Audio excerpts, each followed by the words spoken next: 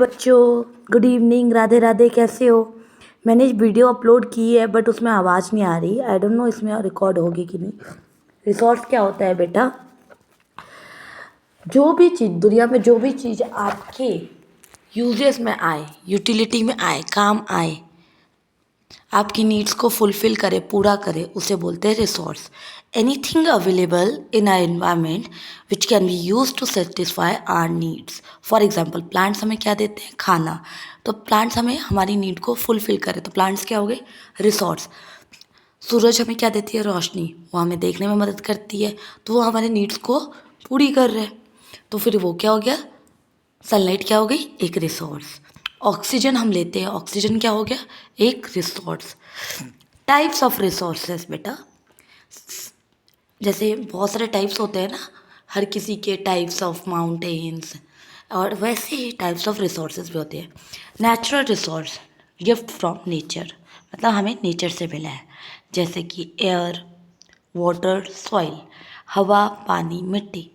Human made resource, human made resource क्या होता है बेटा? जो ह्यूमंस ने बनाए हैं नेचुरल रिसोर्सेज को यूज़ करके, जैसे कि buildings, roads, machines. Human resource क्या होता है बेटा? जब एक इंसान धरती पे आता है तो वो बड़ा होता है, स्कूल जाता है, नॉलेज लेता है, स्किल्स गेन करता है, फिर उन नॉलेज और स्किल्स को सही तरीके से यूज़ करता है और भी ज़्यादा रिसोर्सेज बनाता है। उसी को क्या बोलते हैं? Human resource.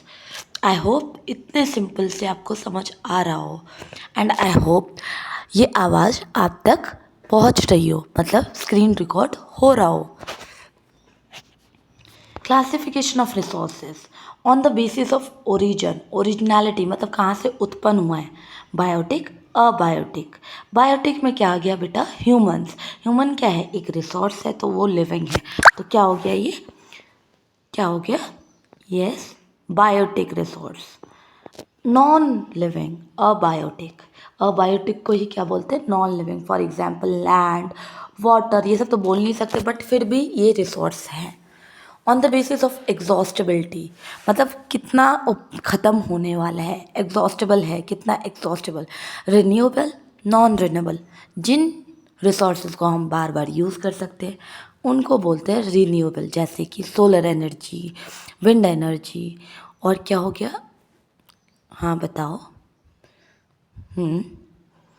विंड एनर्जी तो है, बार बार यूज़ कर सकते हैं। वाटर साइकिल, हाँ वाटर बार बार यूज़ कर सकते हैं, बट इतना ओवर यूज़ कर रहे हैं ना फ्रेश वाटर को, तो हम अभी टेंशन में हैं whether fresh water like will remain और नॉट। सो हमें रिन्यूएबल रिसोर्सेज को भी सोच समझ के यूज़ करना चाहिए। नॉन रिन्यूएबल रिसोर्सेज, जिनको बनने में बहुत टाइम लगता है, जैसे कि कोल, डायमंड और पेट्रोल।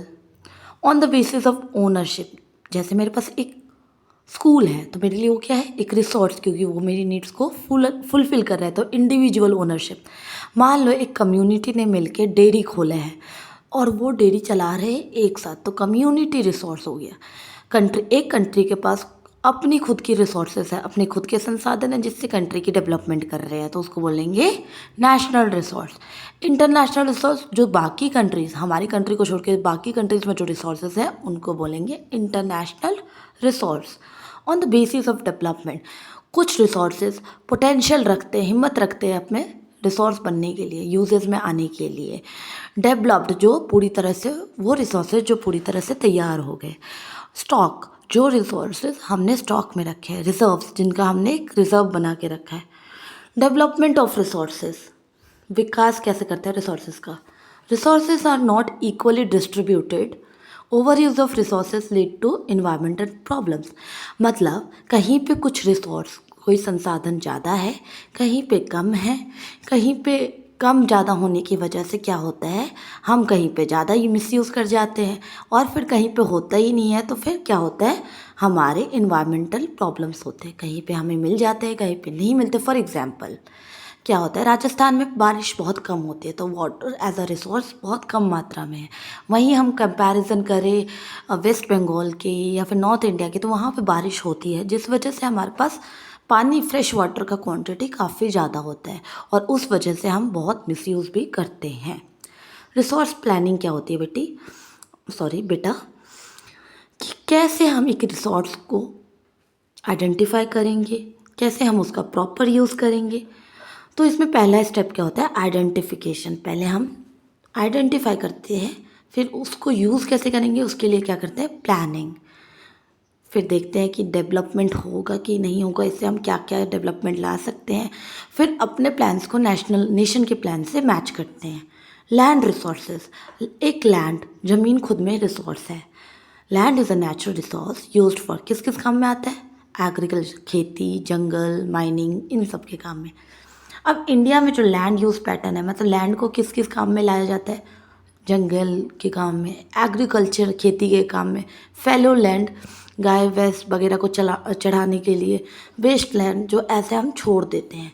लैंड डिग्रेडेशन बेटा क्या होता है, लैंड के क्वांटिटी में कमी लाना, डिग्रेड करना, ठीक है। कॉज्ड बाय डिफॉरेस्टेशन, पेड़ काटेंगे तो लैंड डिग्रेडेशन होगा, मिट्टी उड़ेगी, मिट्टी का मात्रा कम होगा, लैंड की डिग्रेडेशन होगी, लैंड की क्वालिटी कम होगी। ओवर ग्रेजिंग, कभी कभी ऐसा होता है कि एक ही जगह पे हम ओवर ग्रेजिंग करा देते हैं, जिस वजह से वहाँ की जो फर्टिलिटी है लैंड की वो कम हो जाती है। माइनिंग में यूज़ कर लेते हैं कुछ लैंड को, कुछ को इंडस्ट्रियल वेस्ट डालने के लिए यूज़ कर लेते हैं, तो इससे क्या हो रहा है, लैंड डिग्रेड हो रहा है, कम हो रहा है। Soil as a resource, next topic है आपका soil as a resource. Soil is the most important renewable resource. Renewable मतलब बार बार यूज़ कर सकते हैं जिनको, ठीक है, रिन्यू हो सकता है। जैसे टाइप्स ऑफ रिसोर्सेज पर आता वैसे ही types of soil in India. हमारी कंट्री कौन सी है, इंडिया। एलिवेल सॉइल बहुत फर्टाइल होती है, बहुत उपजाऊ होती है, और ज़्यादातर ये कहाँ पाई जाती है, नॉर्दर्न प्लेन्स में। ब्लैक सॉइल, ब्लैक सॉइल में हम क्या करते हैं, कॉटन उगाते हैं। रेड सॉइल ये कम फर्टाइल होती है, कम उपजाऊ होती है। लेटराइट सॉइल, जहाँ पे बारिश ज़्यादा होती है कौन सा सॉइल मिलता है, लेटराइट सॉइल। डेजर्ट सॉइल जैसे कि सैंड, जिसको हम रेत बोलते हैं, सैंड बोलते हैं, वो कहाँ पाई जाती है, राजस्थान में, बेस्ट एग्जाम्पल। सॉइल इरोजन बेटा, सॉइल इरोजन क्या होता है, मिट्टी का फर्स्ट लेयर को बहना, किसकी मदद से, कौन है एजेंट, विंड और वाटर। जब हवा चलती है तो क्या देखते हैं कि मिट्टी उड़ रही है, और वाटर जब जब बारिश आती है तो मिट्टी उसमें मिलके चली जाती है। तो इसको ही बोलते हैं soil erosion, removal of top soil by wind और वाटर। अब सॉइल को बचाने के, सॉइल कंजर्वेशन, सॉइल बचाना क्यों इंपॉर्टेंट है, क्योंकि सॉइल नहीं होगा तो फिर हम पेड़ नहीं लगा पाएंगे, अपना घर नहीं बना पाएंगे, लैंड नहीं होगा तो कहाँ रहेंगे, वाटर में, पॉसिबल ही नहीं है। जिसको तैरना नहीं आता वो तो डूब ही जाएगा। टेरेस फार्मिंग करके हम सॉइल को बचा सकते हैं। सीडी वाला जैसे टी प्लांटेशन वगैरह होता है ना, अगर दार्जिलिंग वगैरह जाओगे तो टी प्लांटेशन भी देखोगे। कॉन्टोर प्लोइंग एक टाइप ऑफ फार्मिंग ही है, ये आपका होमवर्क है। अफॉरेस्टेशन मतलब पेड़ लगाओ। पेड़ क्यों लगाओ, क्योंकि पेड़ लगाते हैं तो जड़ क्या करते हैं, मिट्टी को बांध कर रखते हैं। स्ट्रिप क्रॉपिंग, स्ट्रिप क्रॉपिंग क्या होती है बेटा, लाइन में क्रॉप्स को लगाना, एक लाइन में क्रॉप्स को लगाना, एक पैटर्न में लगाना, ताकि वो सॉइल को बांधे रखे। आई होप आपको चैप्टर समझ आया हो।